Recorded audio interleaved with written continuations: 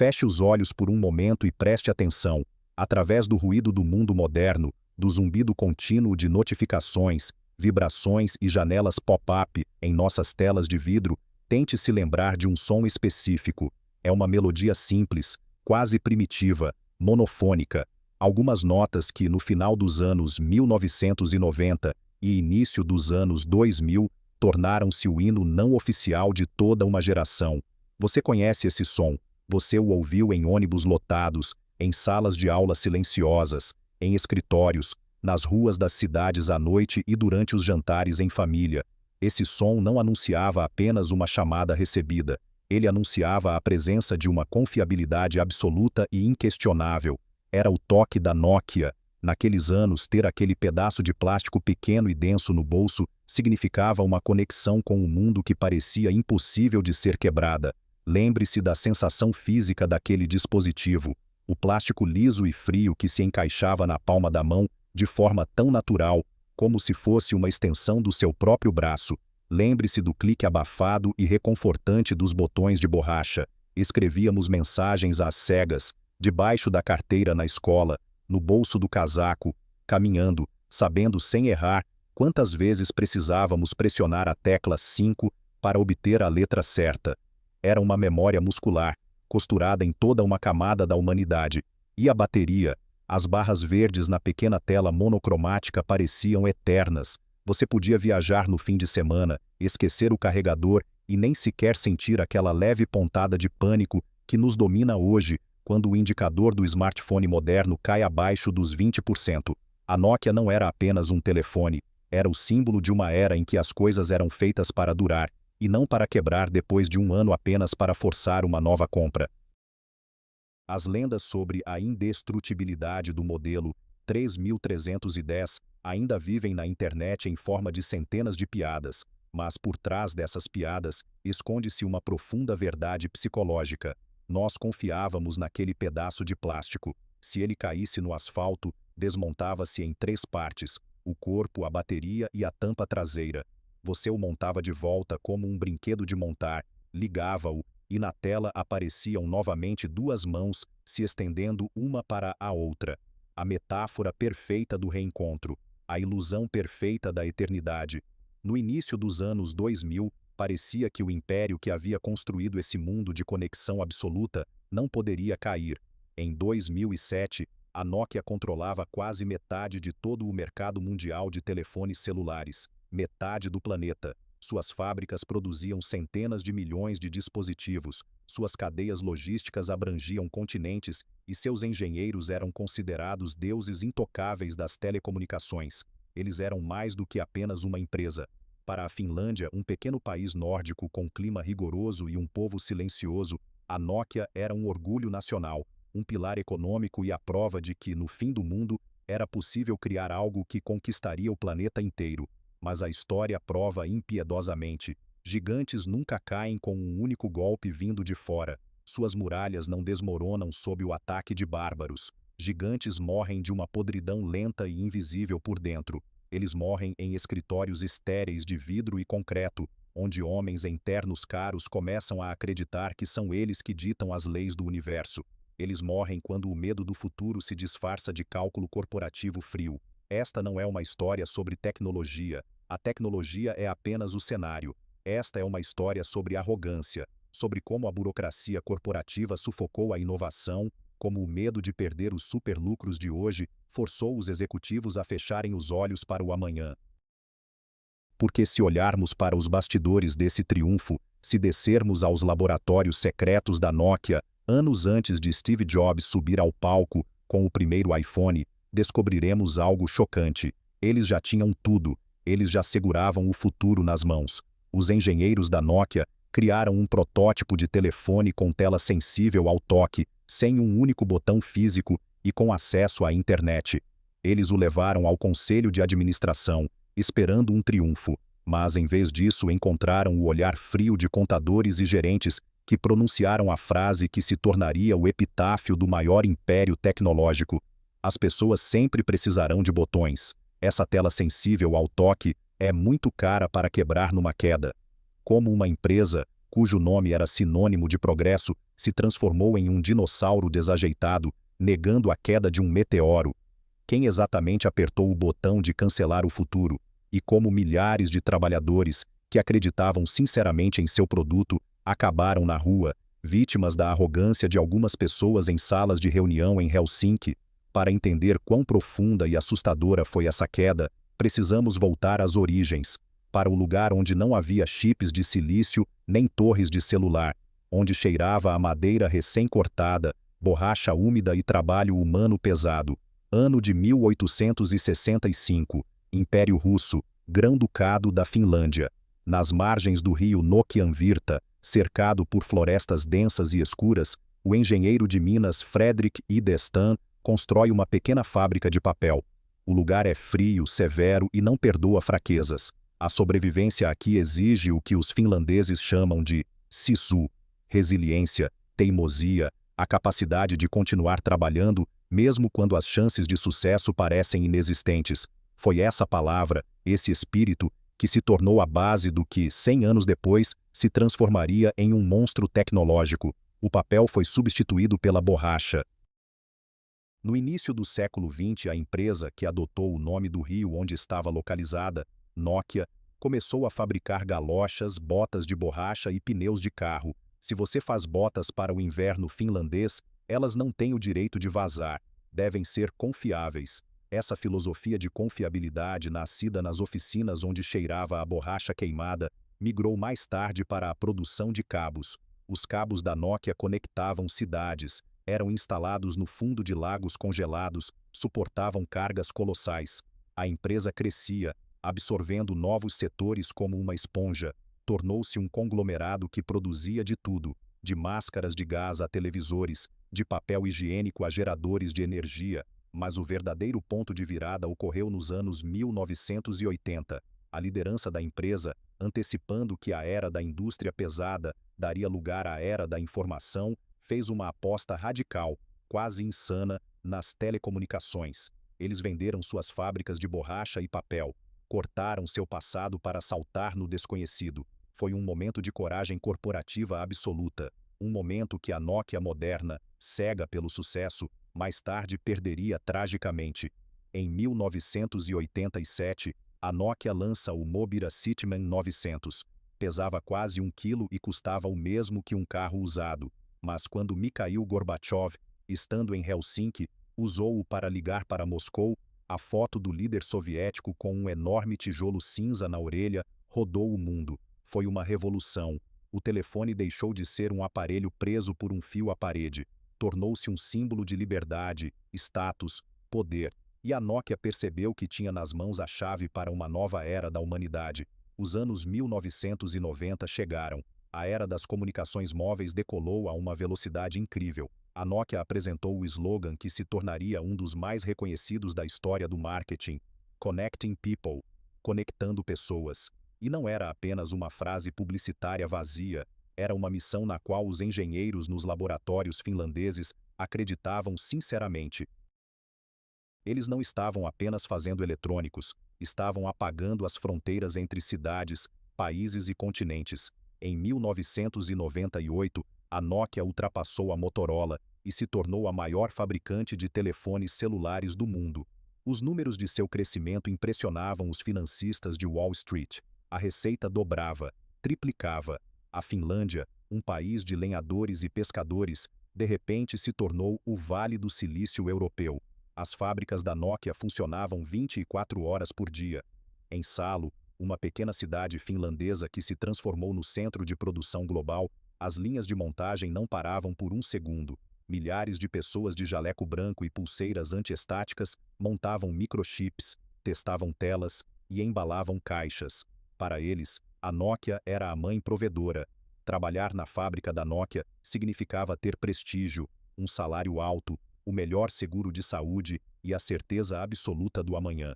Os jovens finlandeses não sonhavam mais em ser médicos ou advogados, sonhavam em ser engenheiros da Nokia. É justamente nesse período que nascem as lendas. O modelo 3210 e depois o 3310, lançado em 2000. Eles não foram apenas sucessos comerciais, foram fenômenos culturais. Capas coloridas trocáveis, Antena embutida. Antes disso, todos os telefones tinham hastes de plástico ridículas espetadas para fora. E claro, o jogo da cobrinha, Snake. Esse jogo roubou milhões de horas do tempo humano. As pessoas jogavam no metrô em reuniões chatas, antes de dormir. A Nokia não vendia apenas comunicação. Ela começou a vender um estilo de vida. As fábricas da Nokia em todo o mundo, da Finlândia à Hungria, da China ao México, operavam com precisão matemática. A logística da empresa era considerada um milagre do mundo industrial.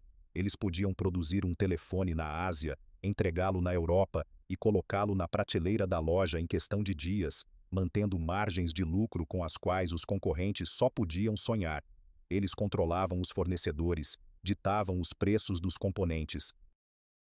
Eram reis absolutos e inquestionáveis, mas foi exatamente nesse momento de triunfo absoluto, quando parecia que os céus lhes pertenciam, que um vírus mortal começou a se infiltrar no DNA da empresa. O vírus da arrogância. Quando você controla metade do mundo, para de olhar para os lados. Começa a acreditar que o mercado é você, que o consumidor só quer o que você dá a ele. A liderança da empresa, que antes era formada por visionários ousados e engenheiros corajosos prontos para arriscar tudo, foi gradualmente substituída por um exército de gerentes de sistema, pessoas cujo objetivo principal não era criar um avanço, mas proteger o status quo, não perder um único centavo do lucro atual. Eles construíram um muro de estatísticas, gráficos e relatórios ao seu redor, esquecendo a verdade fundamental do mundo tecnológico. O que te faz grande hoje, te matará amanhã, se você não estiver disposto a destruí-lo você mesmo. Nos corredores escuros dos centros de pesquisa da Nokia, os engenheiros já viam a tempestade se aproximando. Eles já entendiam que o futuro não estava nas chamadas telefônicas e no SMS. O futuro estava nos computadores de bolso, na internet, nas mídias. Eles já seguravam protótipos de dispositivos que poderiam ter garantido a Nokia no trono para sempre. Mas esses dispositivos permaneceram em gavetas escuras, trancados por pessoas que tinham muito medo do futuro. No próximo bloco abriremos as portas desses laboratórios secretos. Veremos como os engenheiros choravam de desespero ao ver suas ideias geniais sendo enterradas sob camadas de burocracia. Olharemos nos olhos das pessoas que disseram: telas sensíveis ao toque são um brinquedo de geeks, nunca se tornarão populares.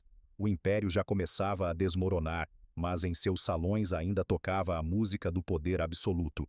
Bem-vindos aos bastidores da empresa mais confiável do mundo. Bem-vindos à era da cegueira corporativa. Imagine por um momento a sede da Nokia em Keilaniemi, na cidade de Espoo. Um colossal palácio de vidro e aço que se erguia orgulhosamente refletindo as águas geladas do Golfo da Finlândia. No início dos anos 2000, este edifício não era apenas um escritório corporativo, era o Vaticano das telecomunicações globais. Milhares de funcionários entravam por aquelas portas rotatórias todas as manhãs com a postura de quem governa o mundo. O estacionamento estava repleto de carros de luxo europeus, comprados com os bônus milionários que choviam a cada trimestre.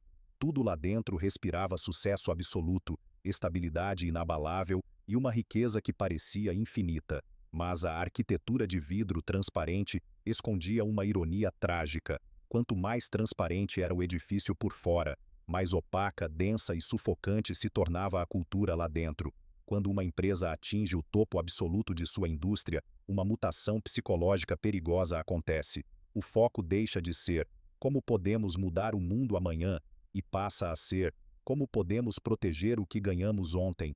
Foi exatamente isso que começou a apodrecer as raízes da Nokia. O primeiro sintoma dessa doença fatal foi a burocracia. A Nokia cresceu tão rápido que a administração entrou em pânico com o próprio tamanho. Para tentar controlar o monstro, eles implementaram o que chamavam de estrutura matricial. Na teoria, era um sistema de gestão moderno para integrar diferentes departamentos. Na prática, tornou-se um labirinto kafkiano, onde as ideias entravam para morrer. De repente, para aprovar o design de um novo telefone, alterar a interface de um menu ou até mesmo mudar a cor de um botão na tela, um engenheiro precisava da aprovação de dezenas de comitês. As reuniões tornaram-se o produto principal da Nokia. Se você caminhasse pelos corredores acarpetados de Espoo naquela época, não veria mais pessoas soldando placas ou desenhando esboços frenéticos em quadros brancos. Você veria exércitos de gerentes de terno olhando para apresentações de PowerPoint intermináveis, discutindo margens de lucro de centavos na compra de componentes plásticos para telefones baratos. A cultura da ousadia foi substituída pela cultura do consenso. Ninguém queria assumir a responsabilidade por um projeto radical, porque o fracasso poderia custar um cargo bem remunerado. Era muito mais seguro dizer não do que dizer sim. E o mais assustador é que a Nokia tinha dinheiro, muito dinheiro. Naquela época, a empresa gastava bilhões de dólares em pesquisa e desenvolvimento, P&D. O orçamento deles para inovações era maior do que o da Apple e o da Samsung juntos. Eles tinham as mentes mais brilhantes da Europa e da Ásia, trabalhando em laboratórios secretos. Eles viam o futuro antes de qualquer outra pessoa. É aqui que a história da Nokia deixa de ser apenas um erro de negócios e se transforma em uma verdadeira tragédia humana e corporativa. Volte no tempo para o ano de 2004. Faltam 3 longos anos para que um homem chamado Steve Jobs suba a um palco na Califórnia e mude a história com o iPhone. 3 anos é uma eternidade no mundo da tecnologia. Em um desses laboratórios secretos e superfinanciados da Nokia, uma equipe de engenheiros exaustos, mas com os olhos brilhando de empolgação, montou um dispositivo que parecia ter vindo de outra dimensão. Era um telefone com uma grande tela colorida, capaz de se conectar à internet de alta velocidade, mas o mais importante, ele não tinha o teclado numérico tradicional. A navegação era feita tocando diretamente na tela. Era a semente do smartphone moderno. Aqueles engenheiros sabiam o que tinham nas mãos. Eles sabiam que a era de apenas fazer ligações e mandar mensagens de texto curtas estava chegando ao fim. Eles queriam que a Nokia fosse a primeira a entregar a internet de verdade para o bolso das pessoas. Com o coração acelerado, eles levaram esse protótipo brilhante para uma sala de reuniões no andar dos diretores. A resposta que receberam da alta cúpula é, até hoje, uma das maiores demonstrações de miopia corporativa da história do capitalismo. Os diretores olharam para o dispositivo. Eles não viram a revolução, viram apenas um ataque direto às suas planilhas de lucros. Os argumentos que usaram para destruir o projeto soam quase cômicos hoje, mas na época foram proferidos com a arrogância de quem se acha intocável. Esta tela grande é muito cara de fabricar, disse a equipe financeira. A bateria vai durar apenas 1 ou 2 dias. Nossos clientes estão acostumados a carregar o telefone uma vez por semana. Isso é um retrocesso, argumentou o marketing. Se a tela for sensível ao toque, ela ficará cheia de marcas de dedos. É anti-higiênico e feio, pontuou outro executivo.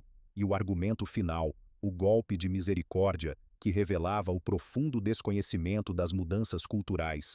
Mulheres com unhas compridas não conseguirão digitar em uma tela de vidro. As pessoas amam o clique dos botões físicos. As pessoas sempre vão querer botões. O protótipo revolucionário foi sumariamente engavetado. As ordens que desceram do último andar foram claras. Voltem aos seus postos e continuem desenhando telefones com teclas. Continuem produzindo dezenas de modelos diferentes. Um com formato de batom, outro que abre como um canivete, outro focado em jogos infantis. Inundem o mercado com plástico, porque é isso que nos dá a margem de lucro que os acionistas exigem hoje. O futuro foi sacrificado no altar do presente. Mas a tragédia tecnológica da Nokia não parava no hardware. Havia um monstro invisível corroendo as entranhas dos seus dispositivos, algo que os consumidores comuns não viam, mas que estava destruindo a sanidade dos desenvolvedores, o Symbian. O Symbian era o sistema operacional que fazia os telefones da Nokia funcionarem. Nos anos 90, ele foi uma maravilha. Mas com o passar do tempo, à medida que a internet móvel surgia e os telefones precisavam fazer mais do que apenas ligar, o Symbian se tornou um monstro de Frankenstein. O código-fonte era uma teia de aranha confusa, remendada por milhares de mãos diferentes ao longo de uma década. Era um sistema pesado, arcaico e profundamente hostil para quem tentava criar novos aplicativos. Imagine o desespero de um engenheiro de software da Nokia para compilar um código simples para testar se uma pequena alteração funcionava no Symbian. Às vezes demorava dias inteiros, dias esperando o sistema processar algo que, em uma arquitetura moderna, levaria minutos. Os programadores odiavam o Symbian. Eles imploravam aos diretores: precisamos construir um novo sistema operacional do zero. O Symbian está morto por dentro, não consegue lidar com gráficos modernos ou navegação na web. A resposta da diretoria? Mais uma vez, o medo vestido de pragmatismo. Temos mais de 100 milhões de telefones no mundo rodando o Symbian. Nossos acordos com as operadoras de telefonia dependem do Symbian. Não podemos jogar fora a fundação da nossa casa só porque vocês acham difícil trabalhar com ela. Consertem-no. Foi uma ordem impossível. Eles estavam pedindo para colocar um motor de jato em uma carroça de madeira e culpando os engenheiros quando a carroça se despedaçava. O impacto psicológico dessa cultura tóxica nos corredores da empresa foi devastador. A Nokia começou a sofrer uma hemorragia invisível de talentos. Os engenheiros mais brilhantes, os mesmos que anos antes dariam a vida pela empresa, começaram a chegar em casa exaustos e desiludidos. Eles viam suas melhores ideias sendo mortas em reuniões infindáveis por gerentes que não entendiam de tecnologia, mas apenas de planilhas. Eles viam bilhões de dólares sendo jogados em projetos inúteis apenas para justificar os orçamentos anuais dos departamentos.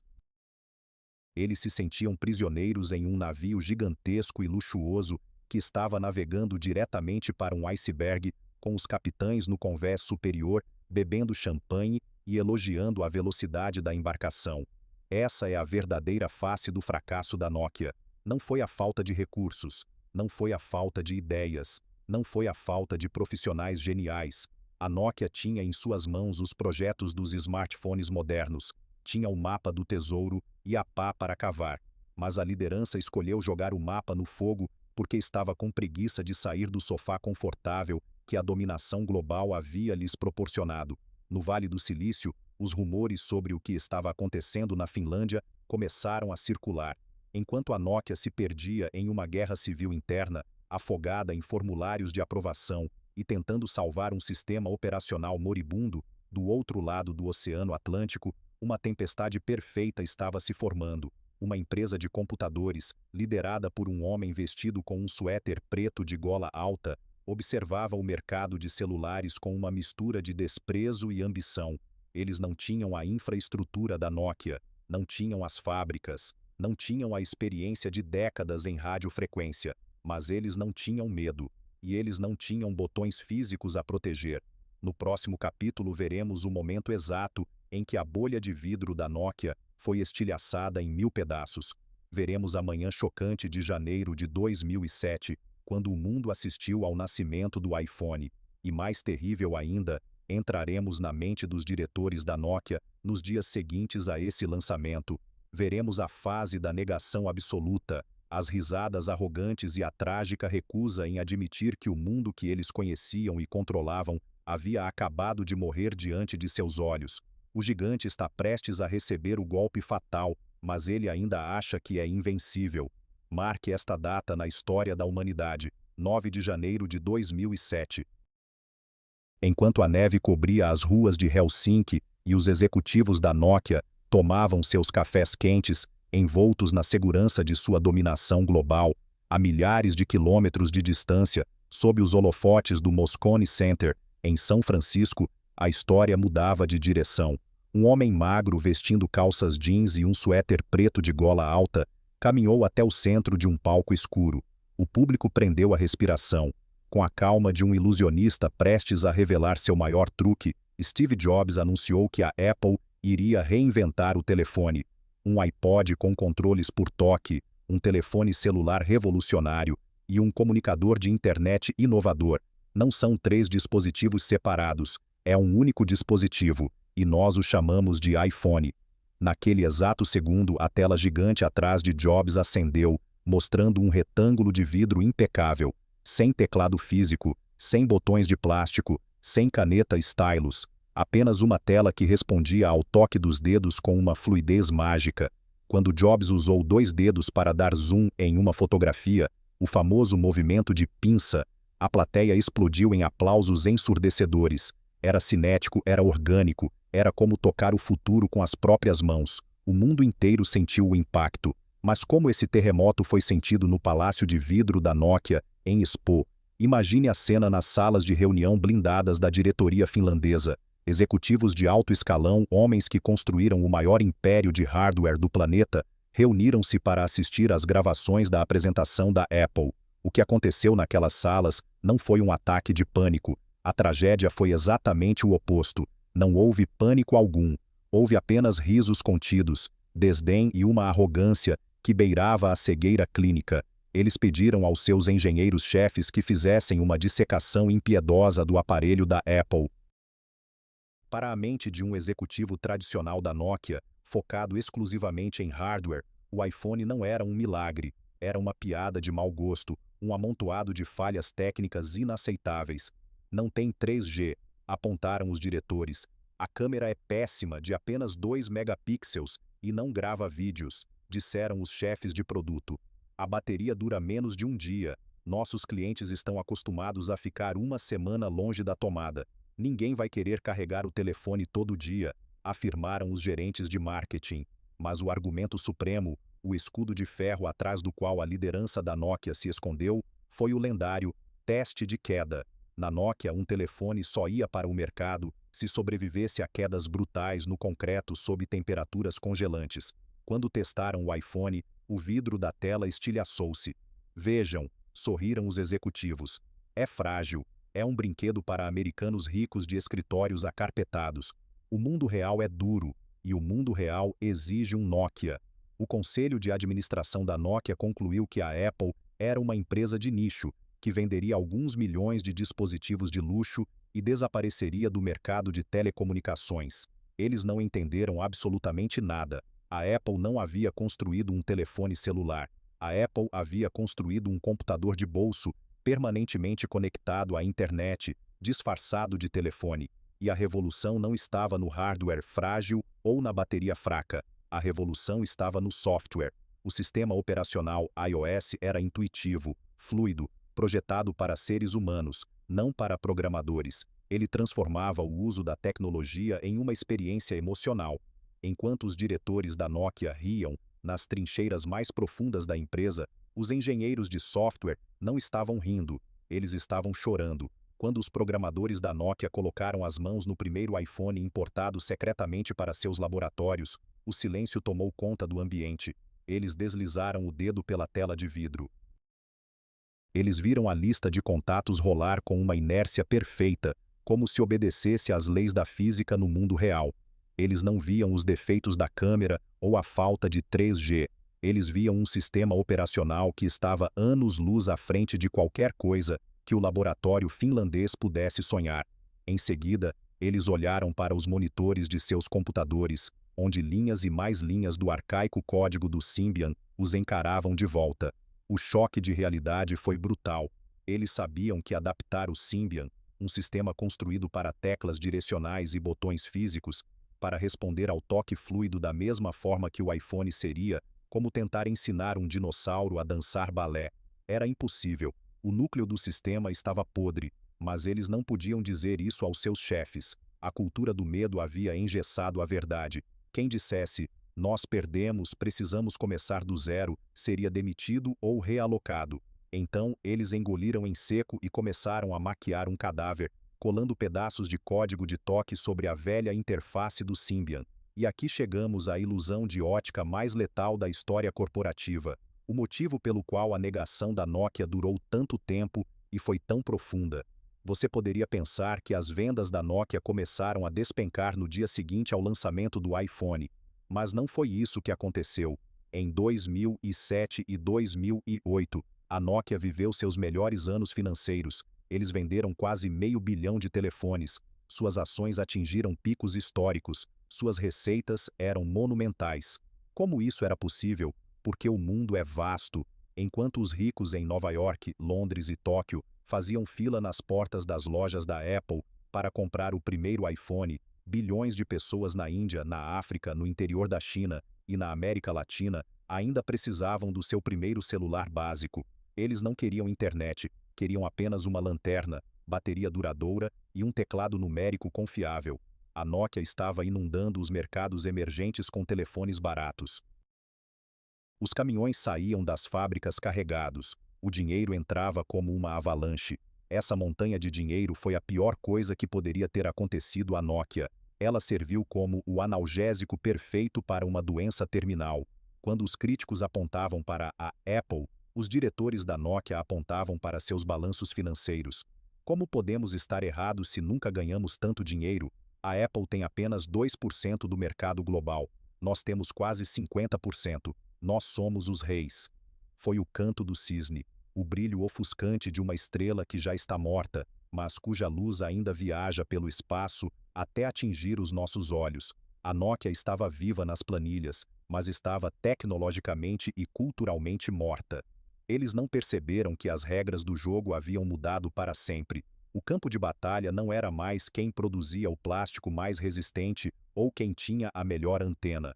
O novo campo de batalha era invisível. Chamava-se ecossistema. Em breve a Apple lançaria a App Store.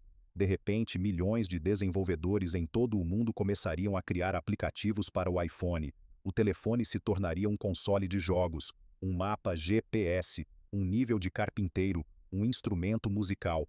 A Nokia, em sua teimosia colossal, ainda acreditava que era ela quem deveria ditar o que as pessoas podiam ou não fazer com seus telefones. Eles não viam que o celular havia deixado de ser um produto e se tornado uma plataforma. E tentar competir com uma plataforma usando fábricas de plástico é como levar um canivete para um tiroteio. No próximo bloco, entraremos na fase do desespero absoluto, quando as luzes de emergência finalmente acendem no palácio de vidro e a Nokia percebe que o seu castelo de cartas está desabando. Eles tomam decisões precipitadas, caóticas e suicidas. Veremos a infame plataforma em chamas, o momento em que um novo CEO vindo de fora tenta apagar o incêndio com gasolina. Veremos a aliança amaldiçoada com a Microsoft, um abraço de afogados que selaria de vez o destino da empresa. O gigante finalmente sangra em público e os tubarões sentem o cheiro na água. O ano é 2010. A ilusão de ótica financeira que havia protegido a Nokia finalmente perdeu o efeito.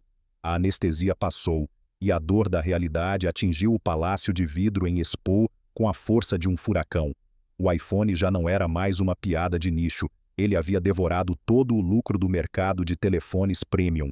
As pessoas não se importavam se a tela quebrava ao cair no asfalto ou se a bateria durava apenas um dia. Elas queriam a magia, elas queriam o futuro. E a Nokia havia se tornado, aos olhos do mundo, o passado. Mas a ameaça letal não vinha apenas da Apple. Enquanto a Nokia olhava para o topo da pirâmide, onde Steve Jobs reinava, um exército silencioso e implacável estava invadindo a base e o meio da pirâmide. O Google havia lançado o Android, um sistema operacional aberto, gratuito, distribuído para qualquer fabricante de hardware que quisesse usá-lo. Empresas como a Samsung, a HTC e a Motorola, que até então viviam à sombra da Nokia, perceberam que o Android era o bote salva-vidas perfeito. Elas abandonaram seus velhos sistemas, abraçaram o robô verde do Google e começaram a inundar o mercado com smartphones baratos, telas sensíveis ao toque e lojas de aplicativos. De repente, a Nokia estava cercada. Por cima, a Apple roubava os clientes ricos e as margens de lucro monumentais. Por baixo, o Android roubava o volume de vendas e o mercado de massa. O velho sistema operacional Symbian, que a Nokia havia se recusado a matar, agora parecia um zumbi cambaleante. Era lento, travava constantemente, não tinha um ecossistema de aplicativos decente e exigia que o usuário clicasse em menus infinitos para realizar tarefas simples. A marca, que antes era sinônimo de fácil de usar, havia se tornado o pesadelo da usabilidade. O conselho de administração da Nokia, antes inabalável e arrogante, finalmente entrou em pânico absoluto. O valor de mercado da empresa estava derretendo, as ações caíam livremente, a burocracia, o monstro labiríntico que eles mesmos haviam criado, agora os estrangulava. Eles precisavam de um salvador, alguém que não estivesse contaminado pela cultura interna de complacência, alguém com a frieza de um cirurgião para amputar os membros apodrecidos da empresa. Em setembro de 2010, o conselho tomou uma decisão que quebrou uma tradição de quase 150 anos. Pela primeira vez na história da empresa, o cargo de CEO não foi entregue a um finlandês. não foi entregue a alguém com o espírito do Sisu, forjado no frio e na resiliência silenciosa. O comando do maior orgulho nacional da Finlândia foi entregue a um norte-americano, um executivo corporativo puro-sangue vindo diretamente da Microsoft. Seu nome era Stephen Elop. A chegada de Elop aos corredores de Espoo foi como a de um general de ocupação. Ele falava rápido, pensava em termos de cortes implacáveis e não tinha qualquer apego emocional à herança da Nokia. Para os milhares de engenheiros finlandeses que dedicaram suas vidas à empresa, a presença daquele estrangeiro em ternos cortados sob medida soava como uma admissão de derrota. Eles sabiam que uma tempestade estava chegando, mas não faziam ideia da brutalidade com que ela os atingiria. A história corporativa se lembrará eternamente do dia 9 de fevereiro de 2011. Foi o dia em que Stephen Elop disparou um memorando interno para todos os funcionários da Nokia, um texto tão visceral, dramático e devastador que vazou para a imprensa mundial no dia seguinte e ficou conhecido como o Memorando da Plataforma em Chamas, Burning Platform. Imagine abrir seu e-mail corporativo em uma manhã fria de inverno e ler a história que seu novo CEO decidiu contar. Elop não falou sobre planilhas ou lucros. Ele contou a história real de um homem trabalhando em uma plataforma de petróleo no Mar do Norte. No meio da noite, uma explosão rasga a plataforma. O homem acorda cercado por chamas. Ele corre para a beirada da estrutura de aço. Atrás dele, o fogo devora tudo o que ele conhece. Abaixo dele, a 30 metros de altura, águas congelantes e escuras do Oceano Atlântico, pontilhadas de destroços em chamas. Elop escreveu: o homem tinha apenas alguns segundos para reagir.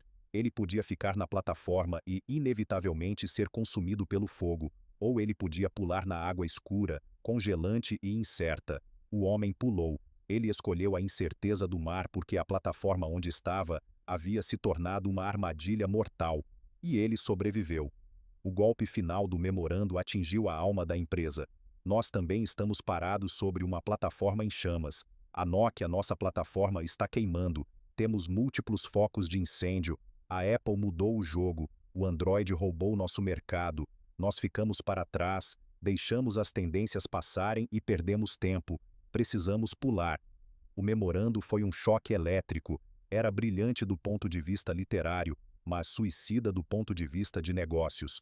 Porque ao declarar oficialmente, com as próprias palavras do CEO, que a tecnologia da Nokia, o Symbian, era uma plataforma em chamas, Elop disse ao mundo inteiro: nossos produtos atuais são um lixo prestes a queimar. Mas a verdadeira tragédia não foi o diagnóstico de Elop. A tragédia foi a direção em que ele decidiu pular. Quando você está em uma plataforma em chamas, a escolha óbvia é pular no mar, o vasto oceano onde outros já estão nadando e sobrevivendo. O mar era o Android. A Samsung havia pulado no Android e estava prosperando. Se a Nokia, com seu hardware imbatível, suas câmeras Carl Zeiss e seu design icônico, tivesse adotado o Android em 2011, a história da tecnologia seria completamente diferente. Eles teriam dominado o mundo dos smartphones. Mas Stephen Elop não pulou na água. Ele escolheu pular para um bote salva-vidas que também estava afundando, o Windows Phone, da Microsoft, a empresa de onde ele havia acabado de sair. A decisão de adotar exclusivamente o sistema operacional da Microsoft foi vista por muitos dentro da Nokia como uma traição suprema. Os corredores encheram-se de sussurros sombrios. Cavalo de Troia era a expressão mais ouvida nas máquinas de café. Estaria Elop agindo como um agente duplo, destruindo o valor da Nokia por dentro para que a Microsoft pudesse comprá-la a preço de banana mais tarde? Uma teoria da conspiração que a história, cruelmente, quase provaria estar certa alguns anos depois. Mas havia um crime ainda mais profundo cometido por Elop naqueles dias, um crime contra a própria genialidade da Nokia. Lembra dos engenheiros confinados em laboratórios secretos? Nos anos anteriores, sabendo que o Symbian estava morto, uma equipe de elite dentro da Nokia trabalhou dia e noite para criar um sistema operacional moderno, baseado em Linux, chamado MeeGo. Eles construíram um aparelho lendário, o Nokia N9. O N9 era uma obra de arte negra, de policarbonato sem emendas, com uma tela que derretia nas bordas. O sistema operacional era focado em deslizar, swipe, muito antes da Apple adotar isso como padrão. Era rápido, lindo, poético. O N9 provava que a Nokia ainda sabia fazer mágica, mas Elop já havia feito seu pacto de sangue com a Microsoft. Ele permitiu que o N9 fosse lançado. O mundo da tecnologia o aplaudiu de pé. As avaliações foram estratosféricas. E no dia seguinte, Elop anunciou que o projeto Mi Go estava morto. A Nokia nunca faria outro telefone com aquele sistema. Imagine ser um desses engenheiros. Você passa anos de sua vida negligenciando sua família, perdendo noites de sono, para criar o salva-vidas perfeito para a sua empresa. Você o entrega nas mãos do capitão e ele o joga no fogo simplesmente por motivos políticos. Foi o assassinato da alma criativa da Nokia. Milhares de engenheiros perderam a vontade de lutar. A depressão tomou conta de Expu. E então veio o erro fatal de execução, conhecido nos livros de economia como o efeito Osborne. Em fevereiro de 2011, Elop subiu ao palco com Steve Ballmer, o folclórico e suarento CEO da Microsoft, para anunciar a aliança global.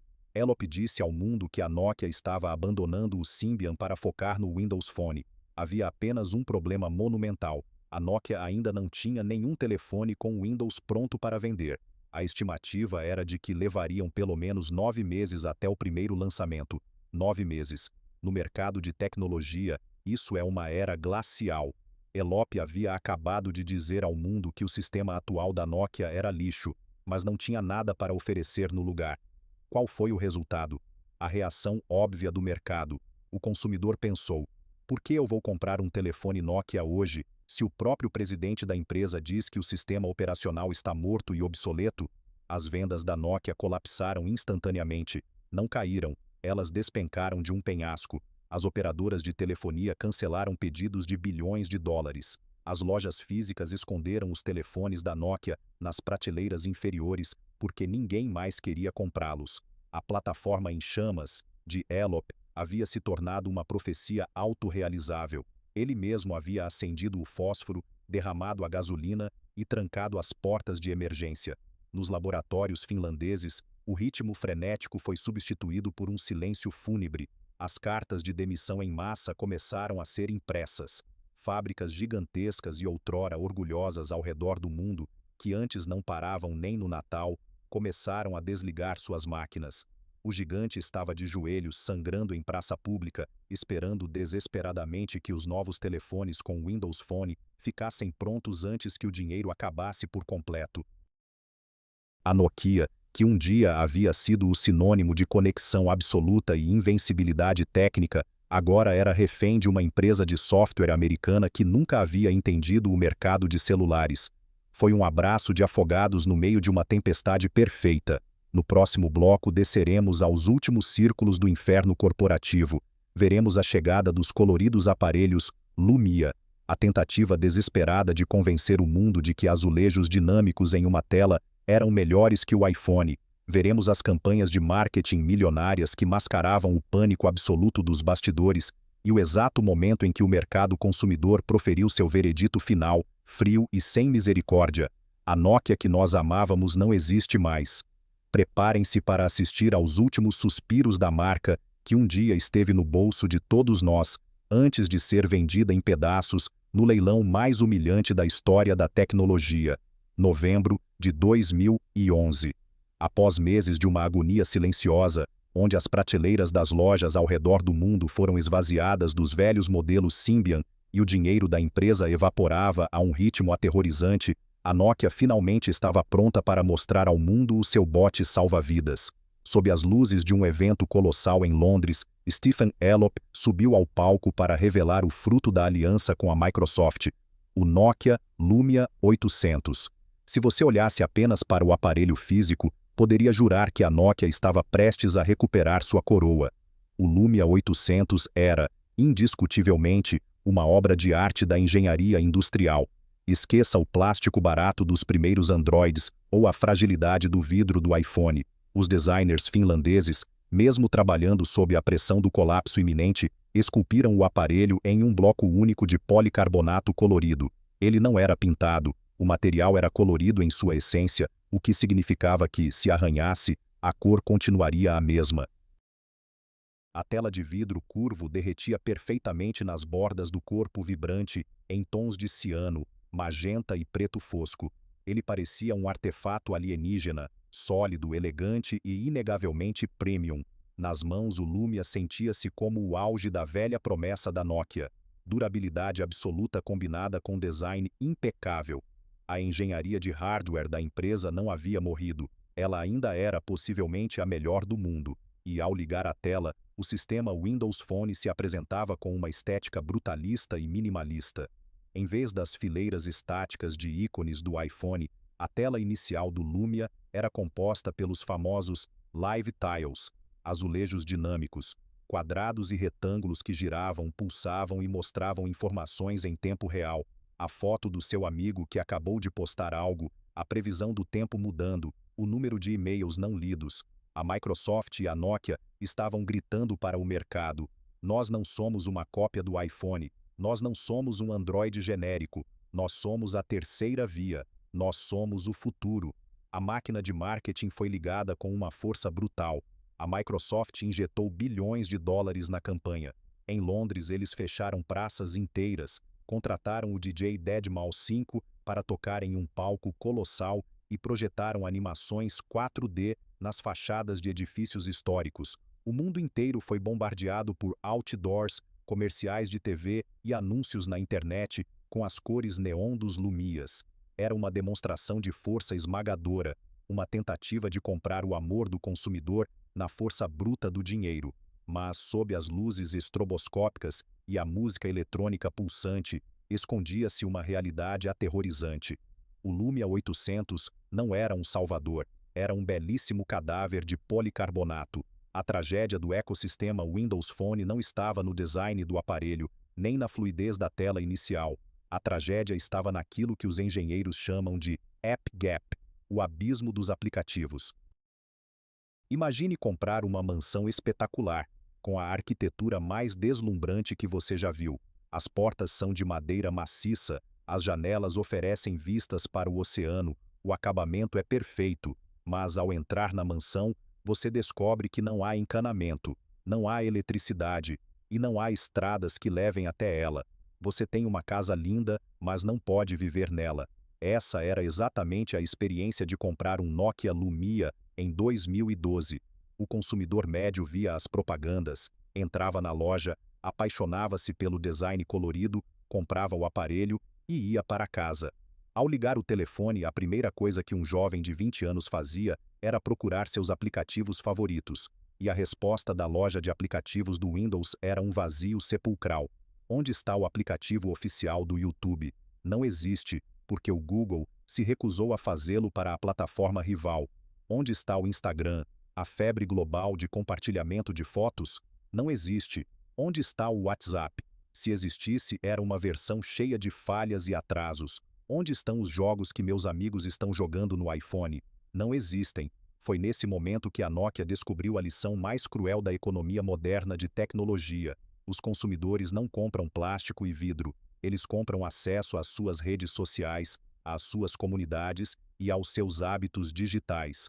Um smartphone sem aplicativos é apenas um peso de papel muito caro. Os desenvolvedores de software ao redor do mundo olhavam para o Windows Phone e faziam um cálculo matemático frio.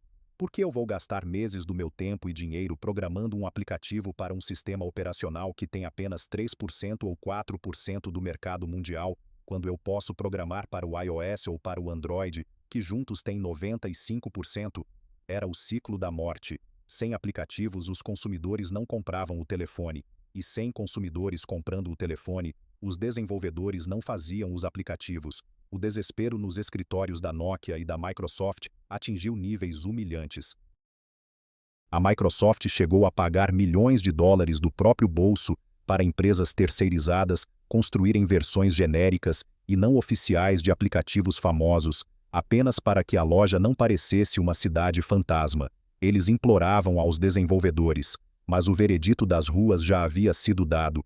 O jovem consumidor olhava para o Lumia e dizia: é um telefone bonito, mas eu não posso usá-lo se meus amigos estão no Instagram e eu não. A queda das vendas foi apocalíptica. O que antes era uma participação de mercado de quase 50% derreteu como neve no fogo. Em pouco tempo, a Nokia possuía menos de 5% do mercado global de smartphones. As reservas de caixa da empresa, as montanhas de dinheiro acumuladas durante a era de ouro dos anos 90 e 2000, estavam sendo queimadas apenas para manter a operação funcionando. E então o inevitável custo humano começou a ser cobrado.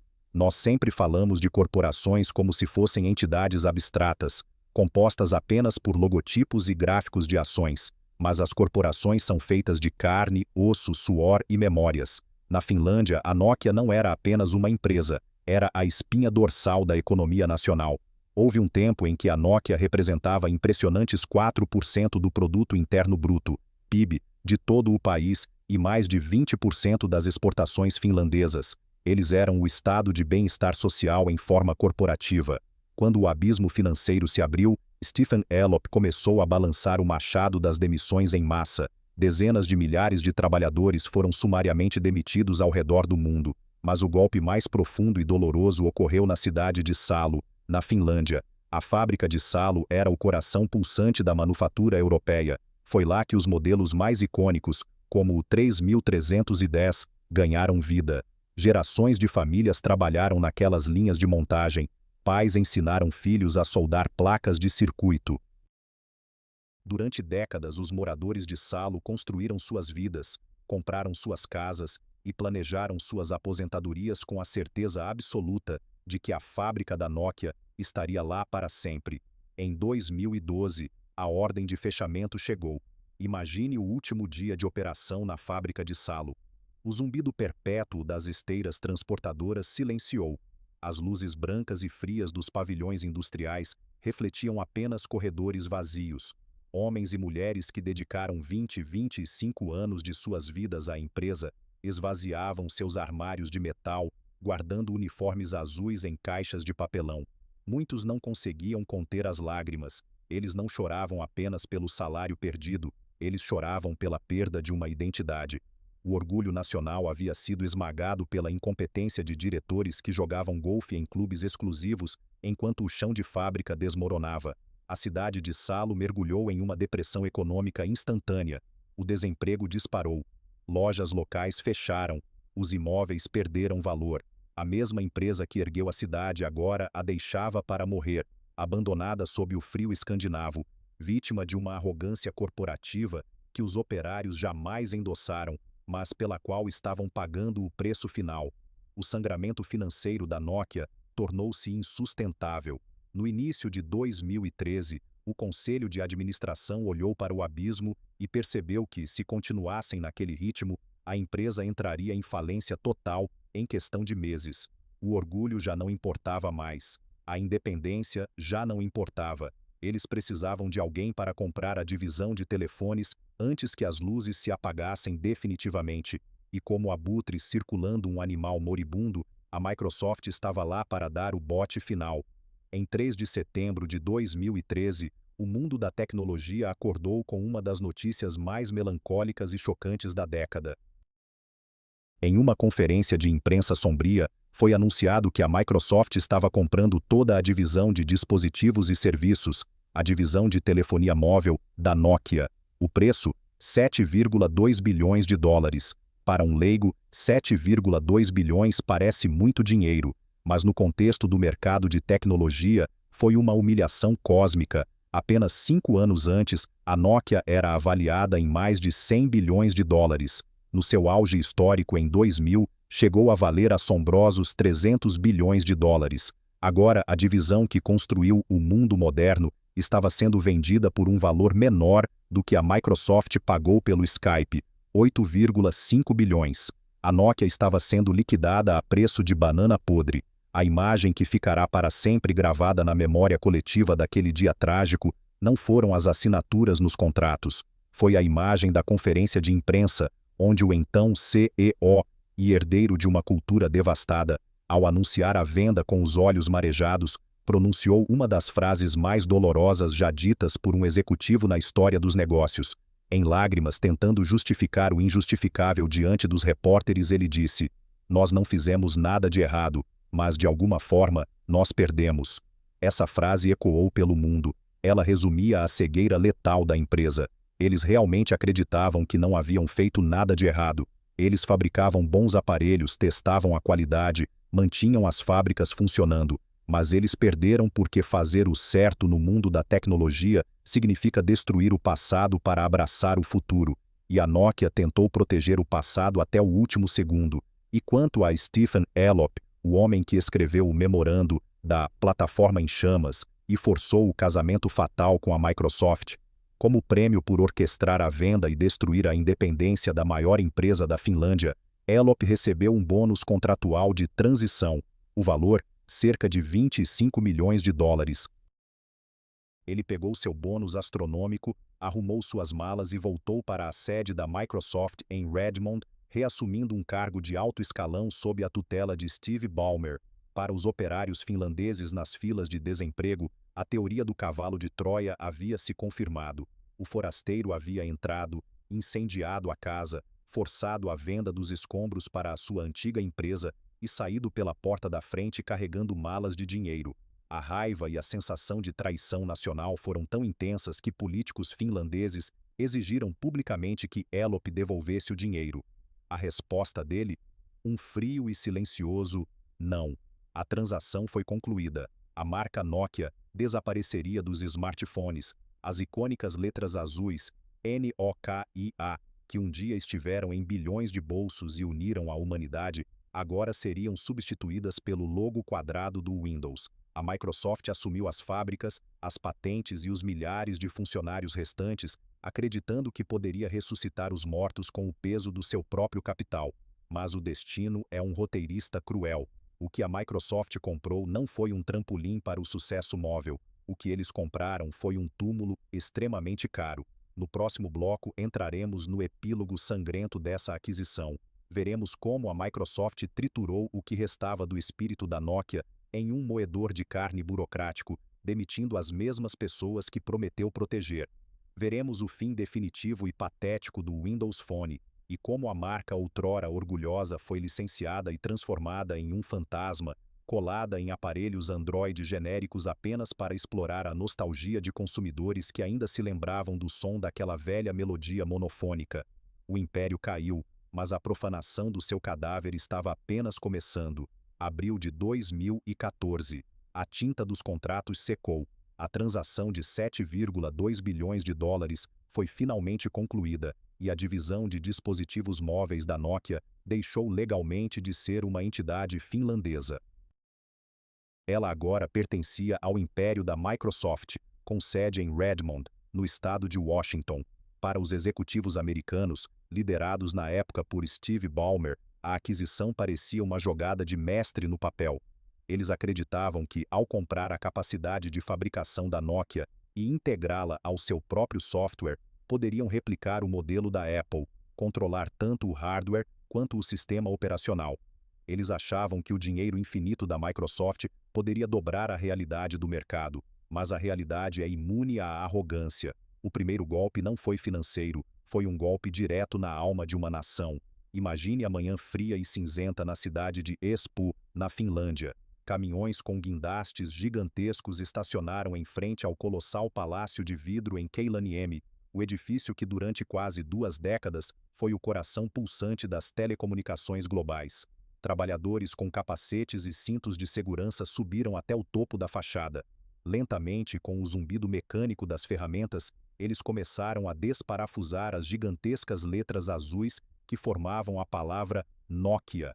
Aquelas letras não eram apenas um logotipo, elas representavam a ascensão da Finlândia da pobreza pós-guerra para o topo da vanguarda tecnológica.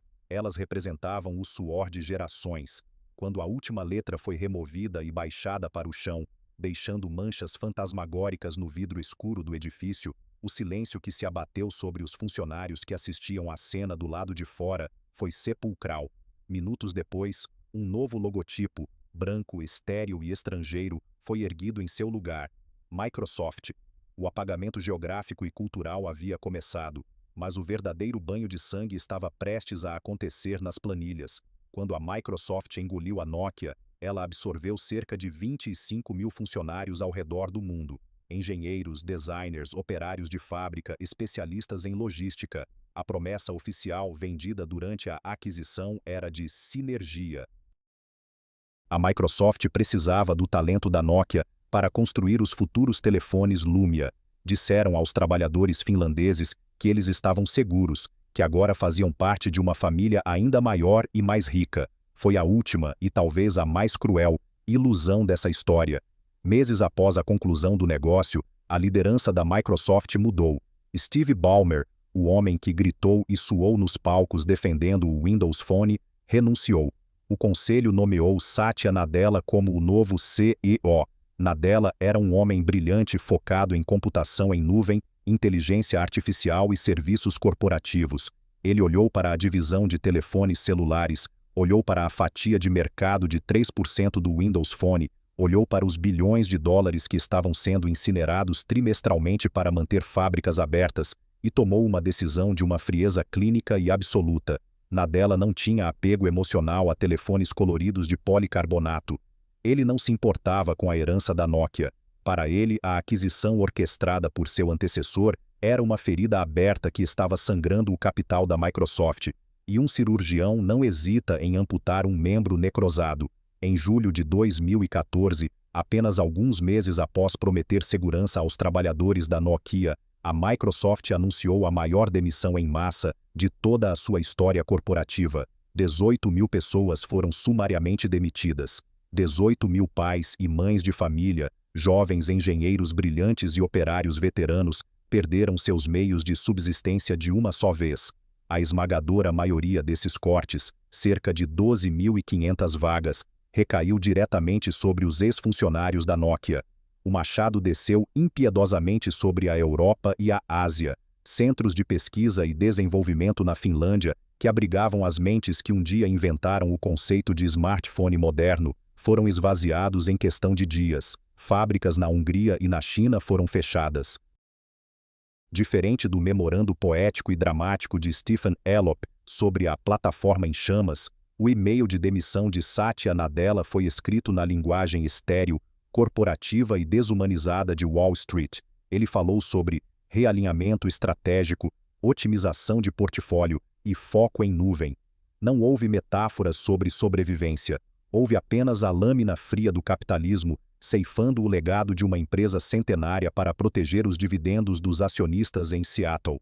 Os trabalhadores finlandeses que haviam sobrevivido à crise do Symbian, que haviam engolido o orgulho para trabalhar sob a bandeira do Windows, sentiram-se usados, mastigados e cuspidos. O ressentimento contra a Microsoft e contra Stephen Elop atingiu níveis tóxicos. A Nokia havia sido comprada não para ser salva, mas para ser desmantelada. E então, no verão de 2015, a Microsoft proferiu o insulto financeiro definitivo, a humilhação final. A Microsoft anunciou uma baixa contábil, impairment charge, no valor assombroso de 7,6 bilhões de dólares relacionada à aquisição da Nokia. Em termos simples e brutais, a Microsoft confessou aos seus investidores que o negócio inteiro não valia absolutamente nada. Eles admitiram que haviam jogado bilhões de dólares no lixo. A divisão de telefones, outrora o orgulho do planeta, foi literalmente reduzida a um ajuste negativo em um balanço contábil, uma despesa a ser esquecida para fins de dedução de impostos. A marca Nokia, nos smartphones, Lumia foi oficialmente apagada. Os novos telefones lançados passaram a se chamar apenas Microsoft Lumia, mas a mudança de nome não curou a doença fundamental. O abismo dos aplicativos, App Gap, continuava lá. Os consumidores continuavam fugindo para o iPhone e para o Android. As vendas continuaram caindo para 1%, depois para 0,5%, até que finalmente a Microsoft desligou os aparelhos. A produção foi encerrada. O terceiro ecossistema estava morto, afogado no próprio orgulho. A Microsoft, com todo o seu dinheiro infinito, havia sido derrotada na guerra dos smartphones e saiu de cena com o rabo entre as pernas. A morte física da divisão de celulares estava completa. As fábricas estavam fechadas. Os engenheiros estavam espalhados por outras empresas. Mas no mundo corporativo moderno, as marcas nunca recebem o direito de descansar em paz.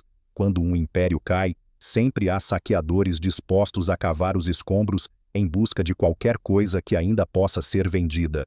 E a Nokia, o nome Nokia, ainda possuía algo extremamente valioso: a nostalgia. Avançamos para o ano de 2016.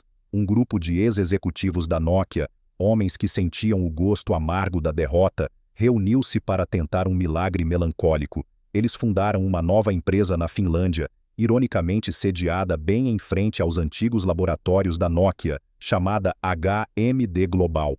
Essa nova empresa não tinha fábricas gigantescas, não tinha laboratórios bilionários. O que eles fizeram foi assinar um contrato de licenciamento para usar a marca Nokia em telefones celulares pelos próximos 10 anos. Eles não iriam fabricar os telefones do zero. Eles terceirizaram a produção para a Foxconn, o colosso da manufatura na China.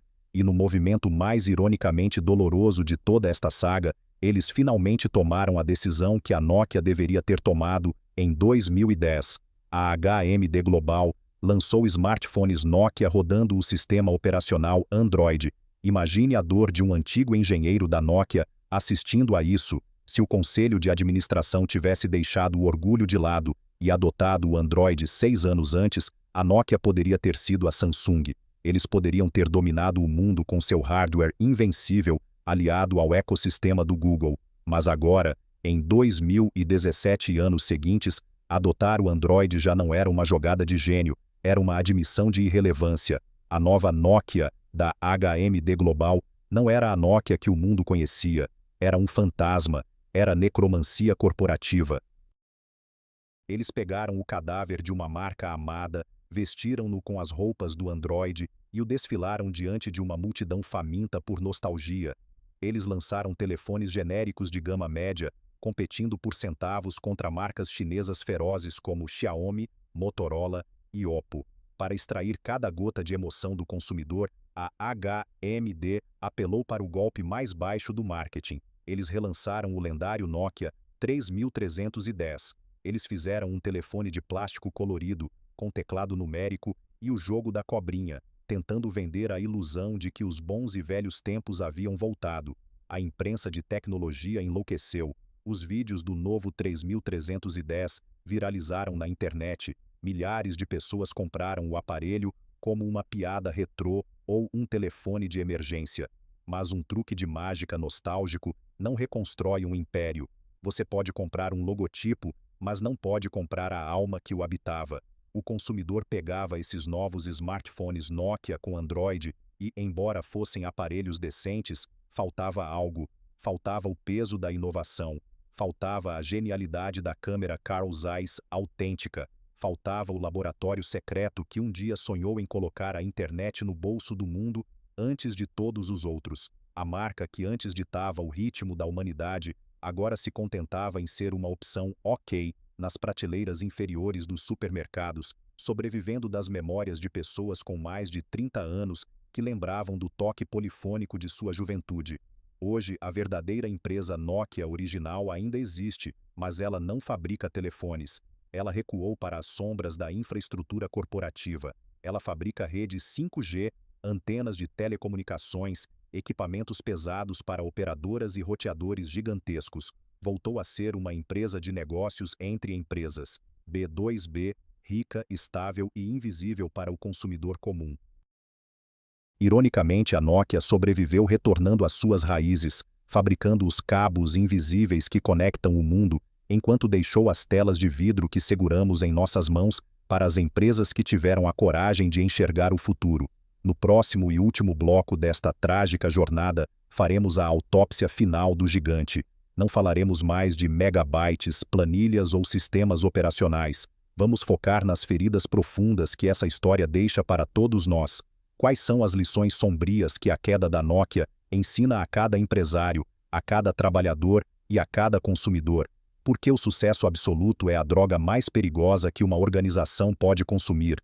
E, acima de tudo, o que acontece conosco quando a marca em que confiávamos cegamente nos trai, revelando que, no fim das contas, nenhum gigante é forte o suficiente para parar o tempo?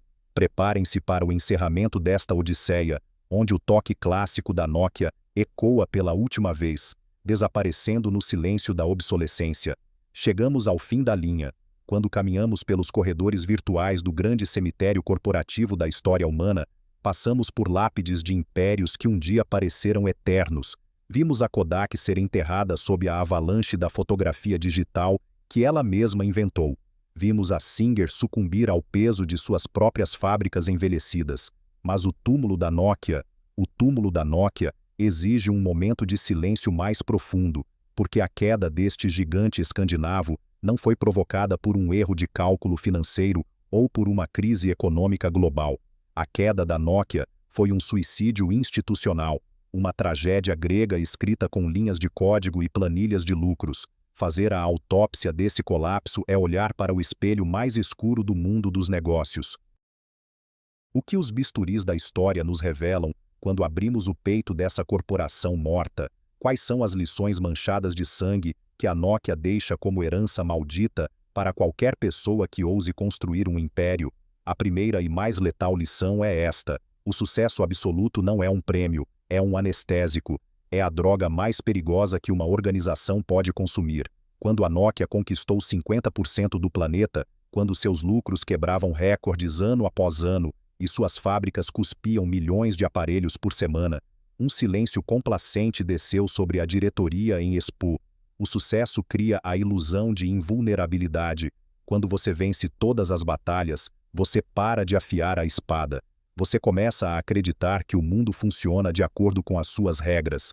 A diretoria da Nokia construiu a fortaleza de pedra mais impenetrável do mundo, mas esqueceu que os inimigos lá fora não estavam mais usando catapultas. Eles estavam inventando a pólvora.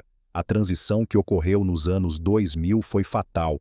A empresa deixou de ser liderada por engenheiros famintos, inovadores dispostos a arriscar tudo, e passou a ser governada por burocratas assustados, cujo único talento era proteger as margens de lucro do trimestre seguinte. O sucesso fez a Nokia parar de olhar para o horizonte e começar a olhar para o próprio umbigo.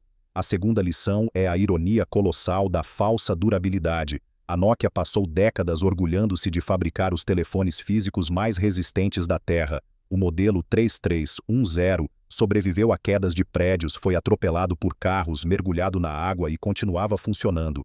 Eles dominaram o teste de queda físico, mas eles falharam miseravelmente no teste de queda cultural e tecnológico. Eles construíram aparelhos inquebráveis, mas tinham egos incrivelmente frágeis. A liderança não suportou a ideia de que um bando de designers na Califórnia, liderados por Steve Jobs, havia entendido a alma humana melhor do que eles. A Nokia mediu o futuro com as réguas do passado. Eles disseram: as pessoas precisam de baterias que durem uma semana e botões de plástico. A Apple e o Google disseram: as pessoas precisam de uma janela mágica de vidro que as conecte a todas as informações e emoções do universo. A revolução não era mais sobre a resistência do policarbonato, era sobre a elasticidade do software. O hardware havia se tornado apenas uma moldura vazia. A pintura, a verdadeira arte, era o ecossistema de aplicativos. A Nokia lutou uma guerra industrial em uma era digital e foi massacrada. A terceira lição nos leva aos corredores escuros da cultura corporativa, o custo devastador do medo. A Nokia não morreu por falta de ideias.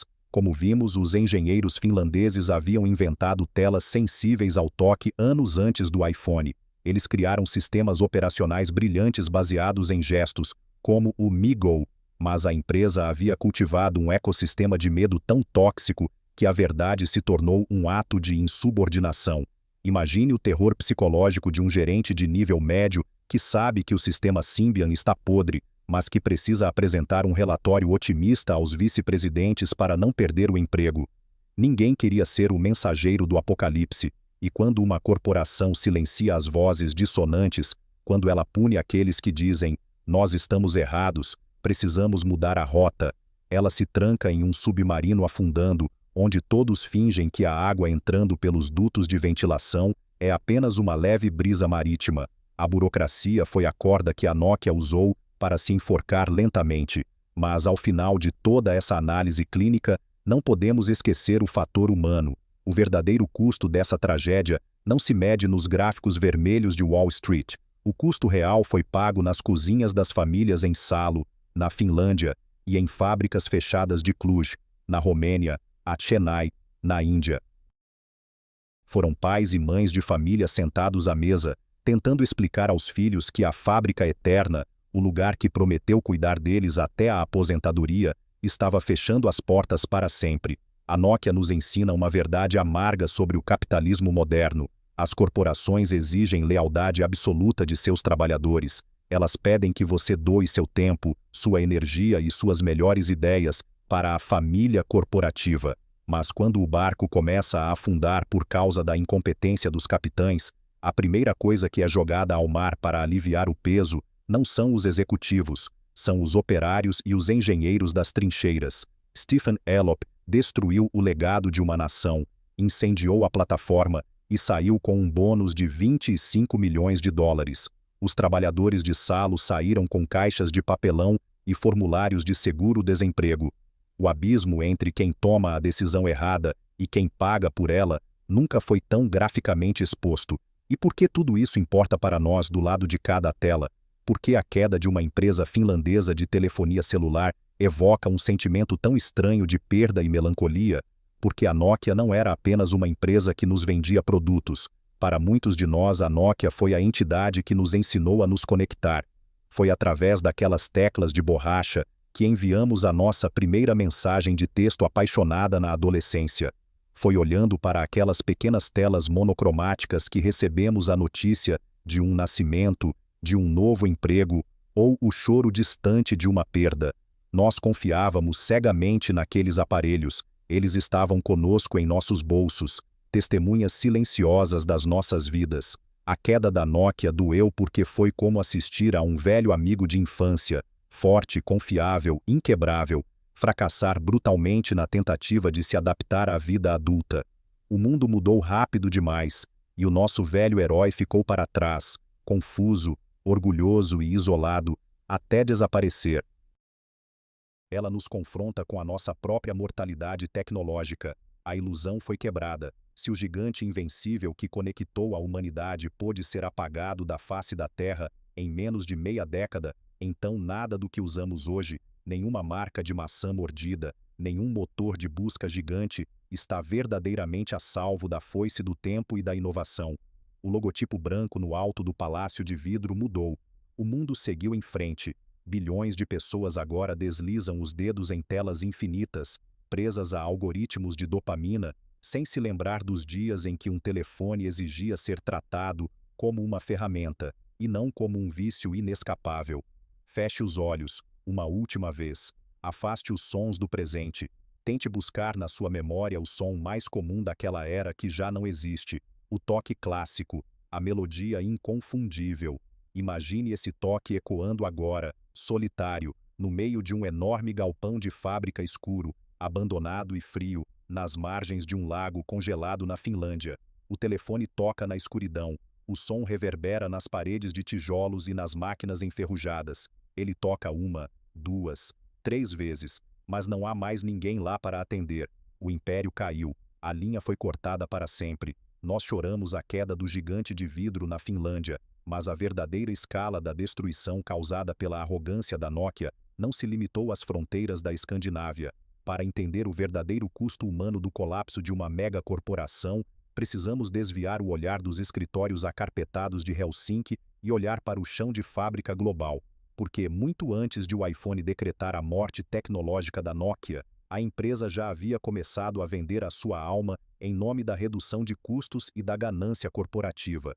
O primeiro grande aviso de que a bússola moral da empresa estava quebrada não soou em 2011, mas sim em 2008, na cidade de Bochum, na Alemanha.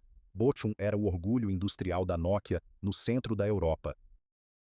Uma fábrica de altíssima tecnologia, onde milhares de trabalhadores alemães altamente qualificados montavam os dispositivos que conectavam o mundo. Eles eram bem pagos, tinham sindicatos fortes e garantiam o padrão de qualidade impecável da marca. Mas nos escritórios da diretoria, os salários dignos dos alemães começaram a parecer um desperdício.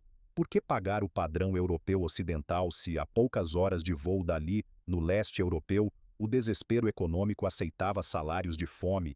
Em uma decisão brutal, a Nokia anunciou o fechamento da fábrica de Bochum. Mais de 4.000 empregos diretos e indiretos foram aniquilados do dia para a noite. A Alemanha entrou em choque. Políticos protestaram, pessoas marcharam nas ruas e muitos destruíram seus telefones. Nokia em praça pública atirando os aparelhos no lixo diante das câmeras de televisão. O governo alemão, que havia dado dezenas de milhões de euros em subsídios para a Nokia se instalar lá, exigiu o dinheiro de volta. A Nokia não piscou. Eles simplesmente embalaram suas máquinas e as enviaram para a pequena cidade de Jucu, na Romênia. Em Jucu a promessa era a mesma de sempre: progresso. A Nokia construiu um complexo gigantesco nos campos da Transilvânia. Agricultores locais venderam suas terras, jovens abandonaram as escolas para trabalhar nas esteiras de montagem, e o governo romeno gastou fortunas construindo estradas e infraestrutura para agradar aos senhores corporativos finlandeses. A Romênia achou que havia ganhado na loteria industrial, mas a lealdade de uma corporação dura apenas até a próxima planilha de custos. Apenas 3 anos depois de abrir a fábrica em Jucu, quando a crise dos smartphones bateu e o pânico se instaurou, a Nokia empacotou suas máquinas novamente. Em 2011, eles fecharam a fábrica da Romênia. Eles sugaram os incentivos fiscais, exploraram a mão de obra barata por 36 meses e, quando o lucro apertou, deixaram para trás uma cidade fantasma, galpões de aço vazios e milhares de romenos endividados e desempregados. A vila da Nokia transformou-se em um monumento de concreto à traição corporativa, mas o verdadeiro épico do sofrimento humano aconteceu na Ásia, especificamente em Chennai, na Índia. A fábrica de Sri Perumbudur, nos arredores de Chennai, não era apenas uma fábrica, era uma cidade pulsante. No seu auge empregava mais de 30 mil pessoas. A esmagadora maioria eram mulheres jovens, vindas de vilarejos rurais pobres, que viam na Nokia a sua única chance de escapar da miséria absoluta. Elas trabalhavam em turnos exaustivos, montando os telefones baratos que inundavam a Ásia e a África, os mesmos telefones que criaram a ilusão de ótica financeira que vimos nos blocos anteriores. Quando a Microsoft comprou a divisão de celulares da Nokia, a fábrica de Chennai deveria fazer parte do acordo, mas o governo indiano interveio, acusando a Nokia de evasão fiscal na casa dos bilhões de dólares. A fábrica foi embargada. A Microsoft lavou as mãos e se recusou a assumir o problema legal. A Nokia, presa em uma batalha judicial, tomou a decisão mais fria possível. Encerrou as operações. Imagine 30 mil pessoas perdendo o emprego de uma só vez, em uma região já castigada pela pobreza. Os portões gigantescos foram trancados com correntes de ferro grossas. O maquinário enferrujou sob o calor escaldante do sul da Índia. As jovens mulheres, que antes enviavam dinheiro para alimentar suas famílias nas aldeias, viram-se abandonadas nas ruas, sem indenizações justas, engolidas por um sistema legal que protege os bilionários e esmaga os operários. O rastro da Nokia não é apenas feito de modelos clássicos que lembramos com carinho. O rastro da Nokia é um mapa de cicatrizes industriais globais.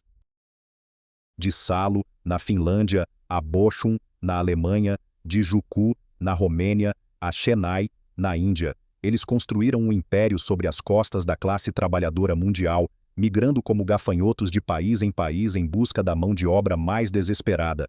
E quando o céu corporativo desabou, os acionistas usaram paraquedas de ouro, enquanto dezenas de milhares de operários foram deixados para colidir contra o solo duro da realidade. No próximo bloco, precisamos entender a guerra invisível que a Nokia nunca soube lutar. Vamos descer da economia global para o cérebro humano. Como a Apple e o Google criaram uma arma psicológica que a Nokia jamais compreendeu, transformando a nossa própria biologia no prego final do caixão da empresa finlandesa. Quando olhamos para a queda da Nokia, sempre culpamos os botões de plástico, a teimosia em relação ao Symbian e a arrogância dos diretores. Mas existe uma razão muito mais profunda, sombria e quase filosófica para a morte dessa empresa. Uma razão que nos obriga a olhar não para os telefones, mas para o funcionamento da nossa própria mente. A verdade desconfortável é que a Nokia fracassou porque era inocente demais para o novo mundo. Eles não sabiam como hackear o cérebro humano. Pense no que um celular Nokia representava nos anos 90 e início dos anos 2000. Ele era uma ferramenta incrivelmente eficiente, indestrutível e focada. Se você precisava falar com alguém, você ligava. Se precisava mandar um recado, digitava um SMS limitado a 160 caracteres, e se quisesse passar o tempo na sala de espera de um consultório, jogava alguns minutos de Snake, a cobrinha. Quando o jogo terminava, ou quando a mensagem era enviada, o que você fazia? Você colocava o telefone de volta no bolso e voltava a viver o mundo real. O telefone esperava pacientemente em silêncio, até que você precisasse dele novamente. Os engenheiros da Nokia construíam máquinas para servir aos humanos. Mas em Cupertino, na sede da Apple, e em Mountain View, na sede do Google, uma nova espécie de engenharia estava nascendo. Não era apenas engenharia de software, era engenharia comportamental. A revolução do smartphone não foi apenas a invenção de uma tela sensível ao toque, foi a invenção da economia da atenção. Quando Steve Jobs lançou o iPhone e abriu as portas para a App Store, e quando o Google inundou o mundo com o Android, eles não queriam apenas que você usasse o telefone como uma ferramenta. Eles queriam que o telefone usasse você. A tela infinita de vidro não foi desenhada apenas para ser bonita. Ela foi projetada para emular uma máquina de caça-níqueis de Las Vegas. O movimento de puxar a tela para baixo para atualizar o feed do Instagram ou do Twitter é psicologicamente exatamente o mesmo movimento de puxar a alavanca de uma roleta. Você nunca sabe o que vai aparecer. Uma curtida, uma foto nova, uma notícia chocante. Essa imprevisibilidade gera picos explosivos de dopamina no núcleo accumbens do cérebro. A Apple e o Google não venderam apenas hardware. Eles venderam a infraestrutura para que gigantes como o Facebook, o YouTube e o Instagram colonizassem a mente humana. Eles criaram o scroll infinito, a rolagem que nunca termina, projetada para extinguir o sinal de saciedade do cérebro. Eles queriam que você olhasse para a tela durante 6, 8, 10 horas por dia. A Nokia jamais compreendeu essa magia negra. Nos seus escritórios de vidro em Helsinki, a cultura era puramente industrial. Eles pensavam em termos de erros e acertos físicos, durabilidade do material e tempo de conversação da bateria. Eles nunca pensaram em termos de taxa de retenção psicológica ou loop de compulsão comportamental. Quando a Nokia tentou competir com a Apple, eles melhoraram a câmera, eles mudaram a cor do plástico, eles tentaram fazer um menu mais rápido, eles estavam tentando vencer uma guerra espiritual com armas físicas. Eles não entenderam que o consumidor de 2010 já não comprava um telefone para fazer ligações. Ele comprava uma seringa digital de dopamina disfarçada de aparelho eletrônico. Nós olhamos para trás com uma nostalgia melancólica para a era da Nokia, exatamente por isso. Nós não sentimos saudade dos botões de borracha.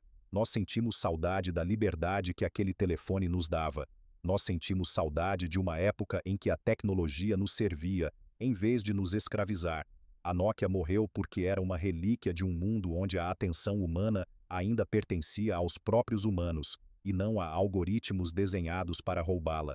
Eles fracassaram em se tornar nossos carcereiros psicológicos, e no mercado do século XXI, quem não prende a atenção do consumidor, morre. O gigante finlandês era forte, mas era moralmente obsoleto para um jogo que se tornou cruel, viciante e implacável. Mas não se engane, a Nokia pode estar morta nos nossos bolsos e nas nossas mentes, mas o fantasma dela ainda respira dentro do seu smartphone. No último e derradeiro bloco dessa história, vamos desmascarar a última grande ilusão. Vamos descobrir o imposto invisível que a Nokia cobra do mundo até os dias de hoje, o segredo multimilionário escondido nas patentes que prova que, mesmo na morte, um império nunca desaparece completamente. A poeira finalmente assentou. As fábricas em Salo, Juku e Chennai estão silenciosas ou foram vendidas para outras indústrias. A marca Nokia foi terceirizada, estampada em aparelhos genéricos que não carregam sequer um grama do espírito revolucionário que um dia dominou o planeta. O mundo seguiu em frente, hipnotizado pelo brilho sedutor das telas OLED da Apple, da Samsung e da Xiaomi. Para o consumidor médio, o livro da Nokia foi fechado, e a história terminou em uma trágica derrota corporativa. Mas o mundo dos grandes negócios esconde porões profundos, onde os cadáveres continuam gerando fortunas. Se você acha que a Nokia faliu, você não conhece o último truque de mestre da empresa mais resiliente da Europa. Volte no tempo, para as décadas de 80 e 90. Lembra-se daquele exército de milhares de engenheiros geniais trabalhando em laboratórios secretos na Finlândia? Enquanto eles fracassaram em antecipar a era dos smartphones e a economia da dopamina, eles triunfaram em algo muito mais fundamental. Eles inventaram as rodovias invisíveis pelas quais a informação do mundo trafega. A Nokia não inventou apenas telefones. A Nokia inventou grande parte da própria tecnologia celular moderna. Eles criaram patentes cruciais para o funcionamento das redes 2G, 3G, 4G e agora 5G. A forma como o seu telefone economiza bateria enquanto procura um sinal de torre de celular foi inventada pela Nokia. A maneira como a antena do seu smartphone compacta um vídeo para que ele possa voar pelo ar até o satélite, patente da Nokia. A criptografia básica que impede que suas chamadas sejam facilmente interceptadas, desenvolvida e patenteada pela Nokia. Durante mais de 20 anos, a Nokia acumulou um dos maiores e mais valiosos arsenais de propriedade intelectual da história da humanidade, cerca de 20.000 patentes fundamentais. E eles não venderam esse tesouro para a Microsoft. Quando Stephen Elop cortou a empresa em pedaços e entregou a divisão de hardware para os americanos, o conselho de administração da Nokia, em um raríssimo lampejo de genialidade defensiva, reteve os direitos sobre o portfólio de patentes. O resultado disso é o que os especialistas em telecomunicações chamam de o imposto invisível da Nokia. Tire o smartphone do seu bolso agora mesmo. Pode ser o último modelo do iPhone Pro Max ou o mais poderoso Samsung Galaxy Ultra. Quando você paga $1.000 ou $1.500 por esse aparelho de última geração, uma pequena fração invisível desse dinheiro não vai para o Vale do Silício nem para a Coreia do Sul. Ela viaja diretamente pelo Atlântico e cai nos cofres de um escritório em Espoo, na Finlândia. A Apple paga a Nokia, a Samsung paga a Nokia, a Huawei, a Xiaomi, a Motorola, todas elas pagam pedágio à Nokia, porque é fisicamente e legalmente impossível fabricar um smartphone moderno que se conecte a uma rede Wi-Fi ou 4G sem esbarrar nas patentes fundamentais que os finlandeses registraram nos anos 90 e 2000. E quando essas empresas tentam não pagar, a Nokia aciona seu exército de advogados corporativos impiedosos. Eles bloqueiam vendas de iPhones na Europa e apreendem lotes de Androids em alfândegas até que Tim Cook e outros, CE, os assinem cheques multibilionários de acordos de licenciamento. O fantasma encontrou a imortalidade jurídica. A Nokia transformou-se no que o Vale do Silício teme profundamente, uma megacorporação de patentes sentada no topo das infraestruturas do mundo, cobrando aluguel de todos que tentam lucrar com a internet móvel. Além disso, a verdadeira Nokia, a entidade viva, voltou-se exclusivamente para a construção da própria infraestrutura. Eles fabricam os roteadores colossais, os cabos submarinos e as antenas 5G gigantescas que as operadoras de telefonia compram por bilhões. Eles deixaram a vaidade dos produtos de consumo e as batalhas de marketing para as outras marcas. Eles decidiram que não querem mais ser o aparelho na sua mão. Eles querem ser o ar pelo qual a sua mensagem viaja. E financeiramente eles são hoje uma corporação multibilionária, altamente lucrativa e blindada contra as emoções do consumidor comum. Mas a vitória financeira não apaga o gosto amargo do legado perdido. A história da Nokia é o monumento definitivo à soberba corporativa. É a prova matemática de que o tamanho de uma empresa não é garantia de sua sobrevivência. Eles tinham o mercado, o dinheiro, os gênios e o amor do público, e jogaram tudo fora porque acreditaram na mais letal de todas as mentiras humanas, a crença de que amanhã será exatamente igual a hoje. A Nokia que nós amávamos, a entidade que mudou a nossa forma de interagir, foi triturada pelas engrenagens da sua própria burocracia, sangrada por executivos covardes e traída por forasteiros pragmáticos. O som daquele toque clássico que conectava o mundo não passa de um eco distante, um fantasma que assombra os museus da tecnologia. Eles construíram aparelhos inquebráveis, mas se esqueceram de que nenhum material criado pelo homem é forte o suficiente para resistir à força implacável do tempo e da ignorância. O gigante caiu, mas suas raízes, profundas e invisíveis, continuam presas à terra, cobrando o seu preço na escuridão.